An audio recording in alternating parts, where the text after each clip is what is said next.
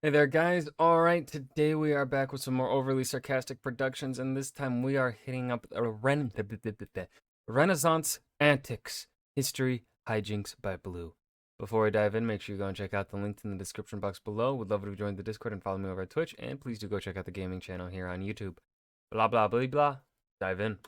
Welcome to History Hijinks, the show where I take a topic and tell you all about why it's way more hilarious than you ever could have imagined. Today, we're going to dig into the glories of the Italian Renaissance and learn about the artists who actually made it happen. Because we've talked about historical context before and we've even discussed some famous works, but we haven't fully appreciated just how bonkers and or badass some of these artists really were. So, to get a sense of what Renaissance life was like, let's do some history. We begin at the turn of the 1400s when this Sassance business was just starting to be reneged. Our first protagonist was born in Florence, a Mr. Filippo di Ser Brunellesco di Lippo Lappi, who... Italian. God, I'm sorry. It just sounds made up. Jeez. Okay. I mean, it is. All language is made up, isn't it, Blue?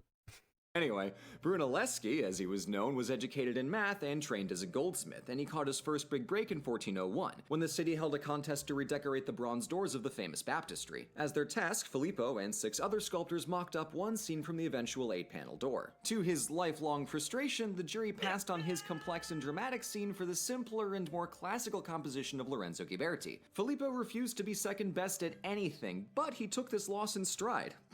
Just kidding. He stormed out of Florence immediately and vowed never to sculpt again. And that's pretty indicative of Brunelleschi's temperament. Instead, he devoted his focus to architecture during the years he spent with his pal Donatello in Rome. When he returned to Florence, Brunelleschi's first job was designing the Ospedale degli Innocenti as a radical reconstruction of ancient Roman design. But if you look at those arches, it was also a casual audition for a much larger semicircle, the Dome. When the city launched a new design contest in 1418 to finish the as-of-then uncapped Duomo, Brunelleschi smoked his old rival Ghiberti. It may have taken 2 decades, but the revenge was sweet, and it smelled like construction mortar. According to popular legend, architects were tasked to... Oh, dude. Medici is such a good show. I definitely think season 1 is probably overall probably better in terms of its writing because it's much more, it's kind of just one whole story. Kind of feels like you could watch season 1 and then be done with it. But then they do season 2. Season 2 and 3 were still good. I just didn't enjoy them as much as season 1. And that might be just because I fucking love the King in the North, Robb Stark. Stand an egg upright on a slab of marble, and Filippo's solution was simply to smash the bottom of the egg into a base. This story is almost definitely fabricated, but it is absolutely the kind of dramatic trick that Brunelleschi would pull. Now, when it came to building the dome, hoisting the material 50 meters in the air was only part of the problem, as Filippo's most stubborn components were his workers. For them, just... But again, also, it is a very much fictionalized telling of history. But I think it does it. It's one of those shows that does it well enough to encourage that. I feel like it encourages members of the audience to go and then look up the real history. That's ultimately what I think the goal of historical television should be.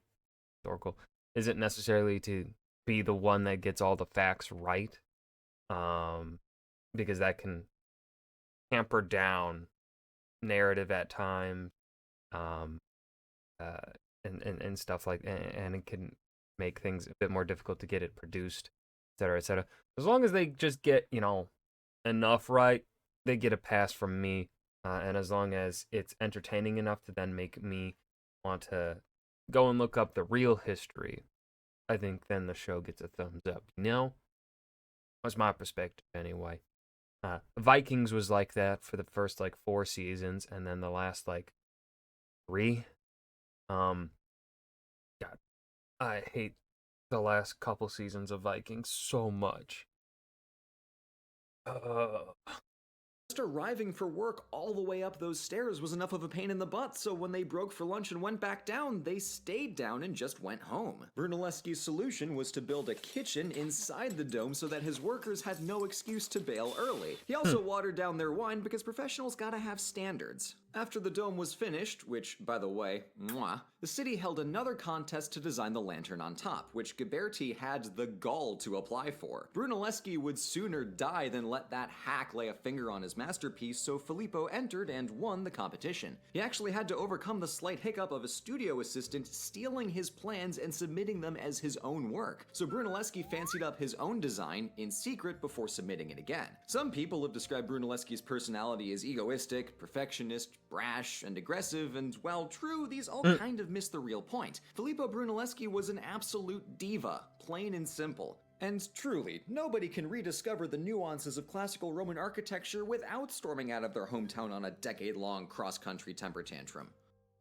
A few years later, just outside Florence, we first meet the man so smart it actually makes me angry. Leonardo da Vinci. Born the illegitimate child of a notary and a peasant, the only thing going for our boy Leo was his insatiable curiosity. Italy had painters and natural scientists and maybe even a few talented engineers, but not like this. Leonardo's first job in Florence was in the workshop of Andrea del Verrocchio, helping prep and fine-tune the master's paintings. Famously, his work on the angels and water and the baptism of Christ are far better than Verrocchio's own brushwork on Jesus and John. Some stories exaggerate that Verrocchio stormed out and never picked up a paintbrush again, but that's more up Brunelleschi's alley. Though, point stands, Leonardo was flexing on the city's best painters just in his 20s. In 1482, Leonardo sent a job offer to the Duke of Milan in the form of a silver lyre cast in the shape of a horse's skull. I'm gonna breeze past how fucking metal that is and be glad that our kiddo got himself a promotion. For the next 17 years, he worked for the Milanese as a painter and as a theater engineer. Yep, you got that right. Da Vinci did tech. It's here that he worked on his best painting, The Last Supper, where he sometimes painted from dawn until night without a break and sometimes went days on end without painting anything. The prior of the convent was extremely frustrated with Da Vinci's schedule, so Leonardo very politely asked the Duke if he could use the prior's face as the model for Judas. Oof. After fulfilling his art credit requirement, Leonardo began working on military equipment for the Duke of Milan and eventually for Cesare Borgia, with some notable sketches including a 12-barreled gun and a full-ass tank. Now, it's a good thing Da Vinci was more of a designer than an inventor because these things are straight-up nightmare fuel, but we can tell from his notes that he didn't want anybody building it. He deliberately drew the gearbox for his tank backwards so that the wheels would lock and the machine would be useless. Aside from the murder wagon, Leonardo designed a helicopter, a parachute, a flying machine, and even a metal robot, but we only discovered his metric tank load of inventions when his notebooks were published decades later. See, for most of his life, and a good couple centuries after his death, Leonardo was primarily known as a painter, and everybody could see that he understood the human form, but it was only when we cracked open his notebooks that we figured out why. Da Vinci sketched dozens of living figures during trips to and from the market, but he also dissected corpses to understand things like muscle structure and how our eyes process light. Slightly illegal, yes, point taken, but Leonardo's anatomy studies also gave us the Vitruvian Man, the apex of T-posing. Anyway, Da Vinci hopped around between Florence and Milan and eventually into France before dying in 1519. For all his varied talents, his greatest strength was still the curiosity to investigate anything and everything, always finding ways to connect anatomy with painting, with physics, with invention. Damn, that Da Vinci kid was smart. Now, for the shortest but easily most bombastic story on this list, we'll follow the life and times and murder and more murder of Benvenuto Cellini, the only Renaissance artist who acts like they're somebody's psychotic Dungeons & Dragons character. Born in 1500 and given a goldsmithing apprentice in 1515, he was banished from the city of Florence just a year later for starting a Romeo and Juliet Act 1 Scene 1 brawl. So he moved to Rome, where he ended up defending the city against a disastrous sacking by renegade Bourbon troops. Now, our source for Cellini is, unfortunately, Cellini, who's wild. Oh no. Oh no. I already can tell where this is going. The extravagant autobiography claims that he single-handedly saved a castle as well as being the one to shoot and kill Duke Charles of Bourbon. Cellini's autobiography is particularly frustrating because it is a decent source for daily Renaissance life so long as you don't listen to anything that he says about himself. 2 years after the sack, a Roman guard was killed by Benvenuto's brother, who was in turn killed by another guard who Benvenuto later killed. He also got into a fistfight with a notary and killed a rival goldsmith, which at this point is just par for the course. Though he briefly fled from Rome, the Pope later absolved him. Still, that makes Cellini What the fuck? 2 for 2 on exiles. Funny thing is, when he returned to Rome, he was arrested on embezzlement charges and thrown in prison, whereafter he did escape, but was immediately recaptured. For a hot minute, he worked at the French royal court, but he was frustrated that he couldn't solve his disagreements by murdering them, so Cellini returned to Florence. He did try to Why is he so he's a murder hobo. He's one of those D&D characters. Oh, I hate those. Class into being a priest, of all things, but he swiftly gave it up. Wonder whether it was Only Cellini could honestly believe, yes, my humble and morally upright lifestyle has prepared me to become a priest. the rules on no murder, no philandering, or worshipping somebody other than himself that sealed the deal. As for his art career, it's a recurring theme that his ability to consistently create art was serially jeopardized by his near constant run-ins with the law. His best work, Perseus with the Head of Medusa, is partially a result of him being too old to commit casual murder on his way to and from his workshop. By all accounts, he would have been a much more prolific artist if he wasn't so much of a narcissistic murder hobo. Though if we asked Benvenuto himself, I think he'd be pretty satisfied with his choice. This last person on our list isn't technically a Renaissance artist, but technically I'm the one in charge here, so it's my rules. Fair enough. This story begins in 1590s Rome, right on the edge of the Baroque period, where the master Caravaggio and his old pal Orazio Gentileschi were working together on various projects throughout the city. In 1593, Orazio had a daughter named Artemisia, whom he taught how to paint. Since Artemisia was, gasp, a woman, she was instantly DQ'd from any of the artist guilds in Rome, so it was only because her dad owned a workshop that she even had a shot at painting. That said, it did the trick because she rapidly picked up some of Caravaggio's talent for coloration, lighting, and scene composition. Now, this is the part where Artemisia's story gets extremely uncomfortable to retell, but her art is fundamentally inseparable from her trauma, so heads up for assault. At the age of 17, she was raped by an artist named Agostino Tassi, who was working on a project with her father. And then, this colossal shithead. He then promised he'd marry Artemisia to restore her dignity, but kept on finding excuses to delay the wedding so that their relationship would continue with no strings attached, except for the omnipresent psychological garrote wire, but never mind that. After about a year, Mr. Gentileschi found out about this and immediately took Tassi to court. Artemisia's testimony was verified by thumbscrew torture, and at one point she called out to Agostino. Tassi's defense began with the usual, what, me, never, and so unsurprisingly made its way to, well, the Gentileschi family were a bunch of, seems that defense is a lot older than I thought. Yeah. That her thumbscrews were the wedding ring he promised. This, dear viewers, is our first major indication that Artemisia Gentileschi takes no shit. The trial would go on to reveal that Tassi was an even greater scumbag.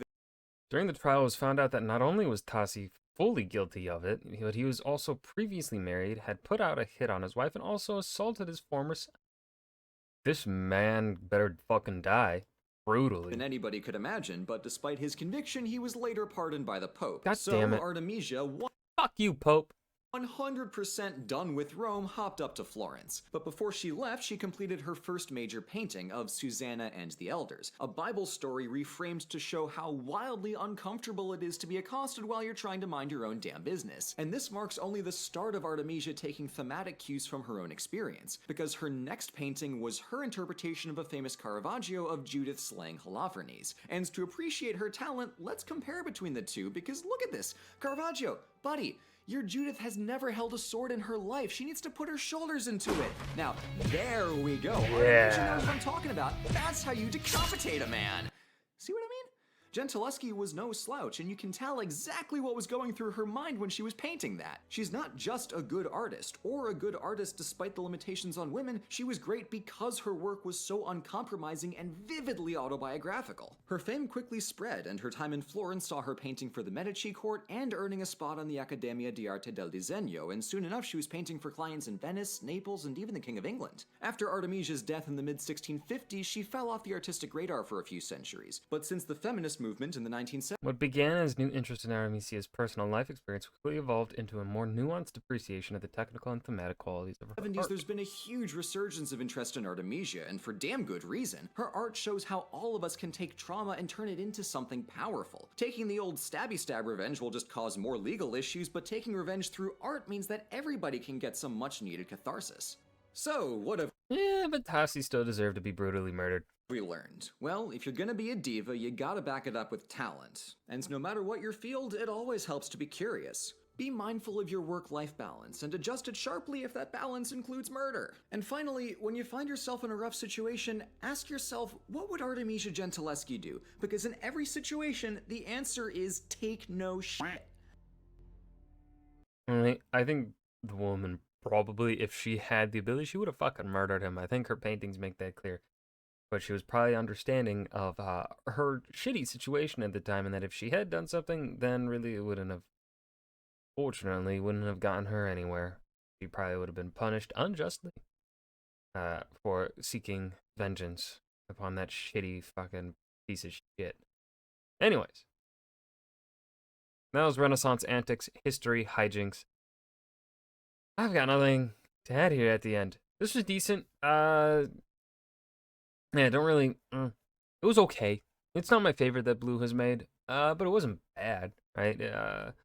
I wouldn't say it was just. It was okay. It was okay. This is kind of. I would say this is probably around that average mark of the quality that I expect to get from Blue when it comes to history stuff. I think this would be roughly around that mark. So I think this is okay. This is good. Fine. I hope you guys enjoyed. Remember to hit that like button and subscribe for more. And I will see you guys in the next video. Peace.